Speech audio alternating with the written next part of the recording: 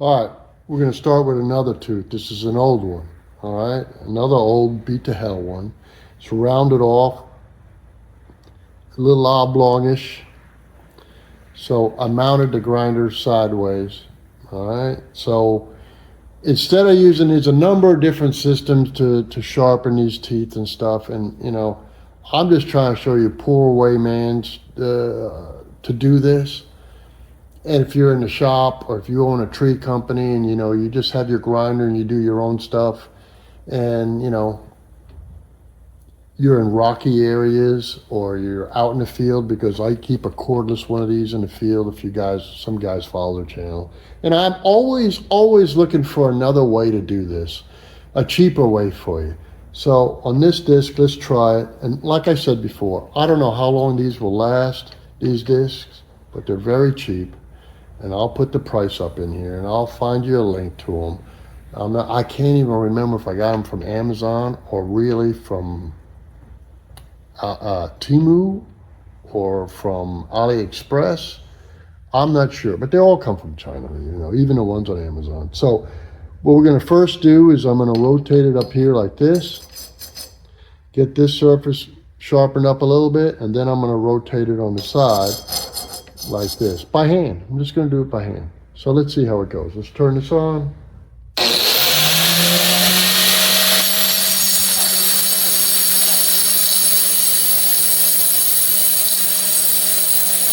You could put this in a drill and do the same thing, but I'm not applying any pressure on here. I'm just letting the disc do its work.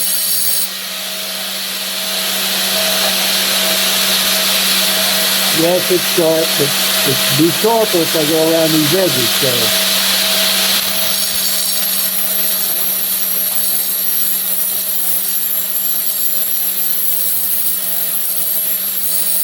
So then we'll put it on a drill and try it out. How's that? That's because I love you guys.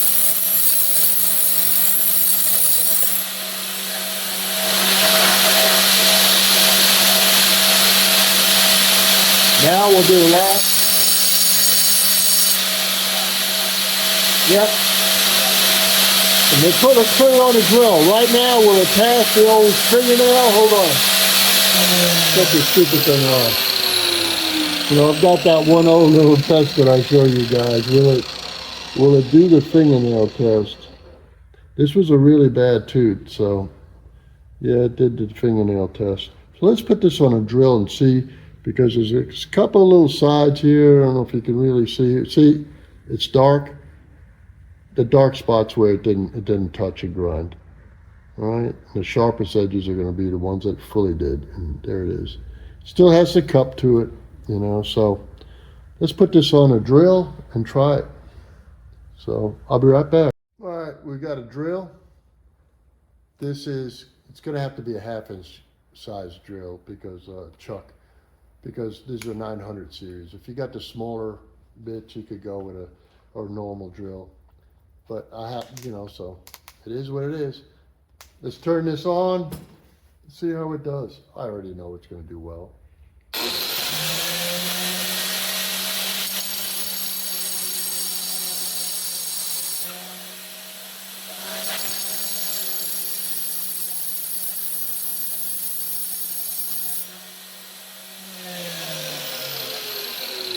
Didn't take long, did it? Let's see how it is. I gotta watch, because when you're heating them up, they get hot, and I don't want to sit here and look like an idiot going, ow, oh, ow. Here you go. See, it's rounded off better. Still a couple more spots. I could have left it on here longer, but it's even sharper. So honestly, a drill, 1/2-inch drill if you got the bigger cutter teeth, and these cheap discs right here. I think this is a very fine grit here. And I've been doing this so long. We had the old, and I know you guys seen it around. You had to have a bench press. Oh God, I can't even talk right now. drill press, and then you have to put a diamond reel on a benchtop grinder, line it up perfectly over the top, and grind them.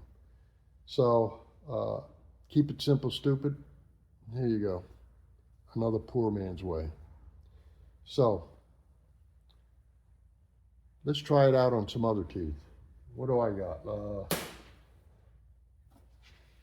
Got one side that's already sharp.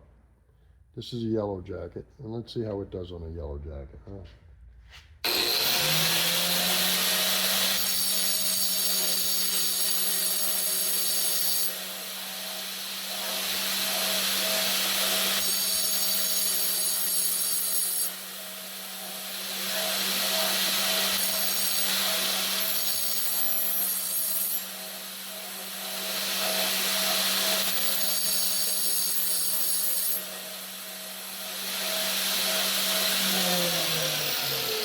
Yellow jacket. What I like about doing it this way, I don't run yellow jackets. These are some old machines that I bought and sold, rebuilt and stuff.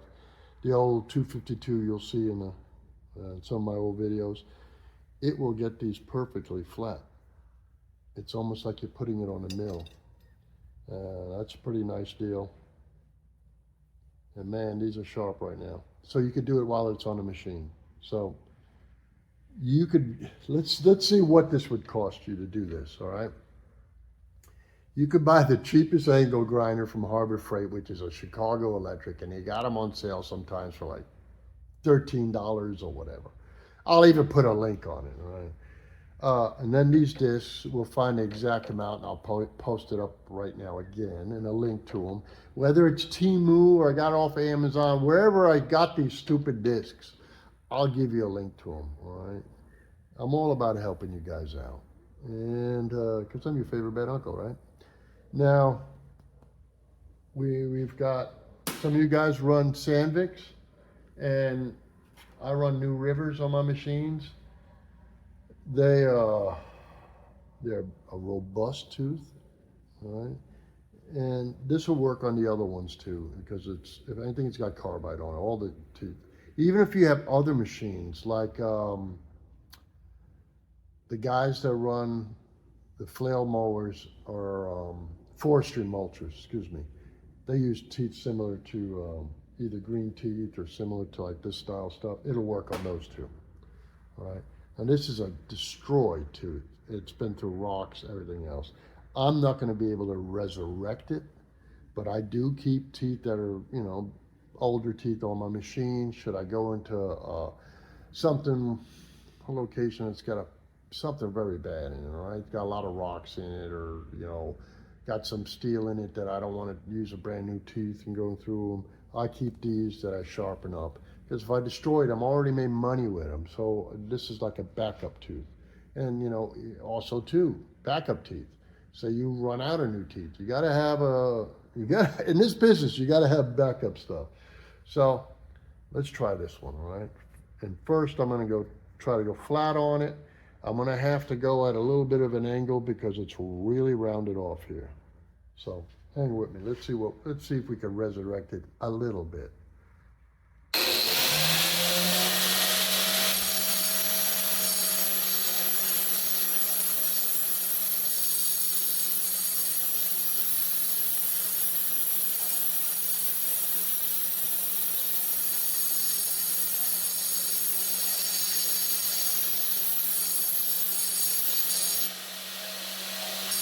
Boy, this is a bad tooth.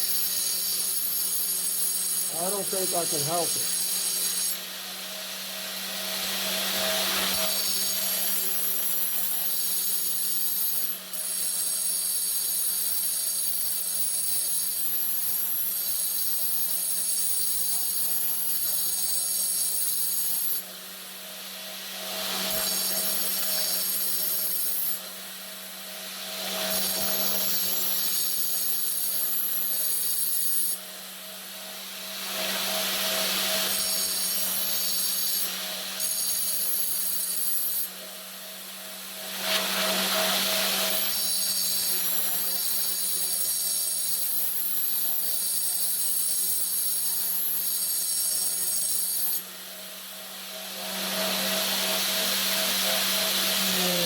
Not to spend a lot of time on this tooth, but time is money, right?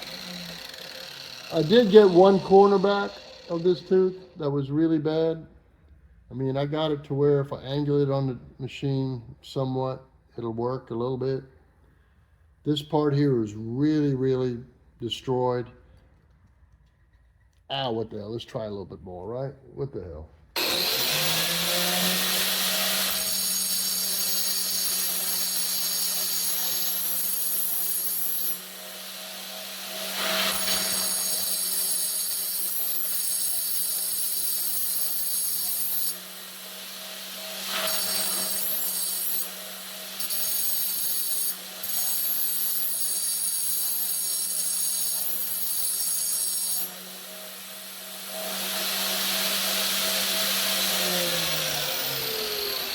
We got a little bit more, see, but you still don't really have a cutting edge here, but depends how you position this on the wheel. You'll get through some garbage. So we tried that, and there's another one here. Let's try it. This is destroyed one. One end is really rounded, so you could tell what side of the wheel it was on. And this one still got a little bit of life in it.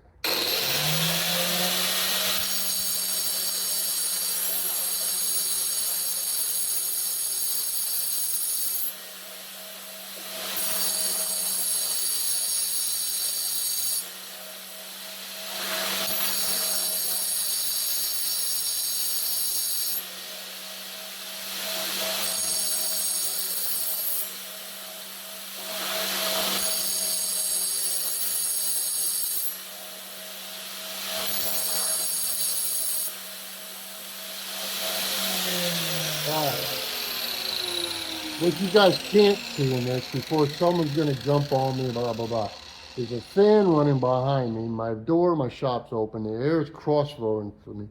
And normally I always wear a mask, okay? And I'm going to wash my hands when I'm done here. But in order to make your video and for you to hear me, I have to do it this way. So any of the carbide dust is real carcinogenic, all right? So I've got the fan blowing it away from me. This is even throwing it away from me.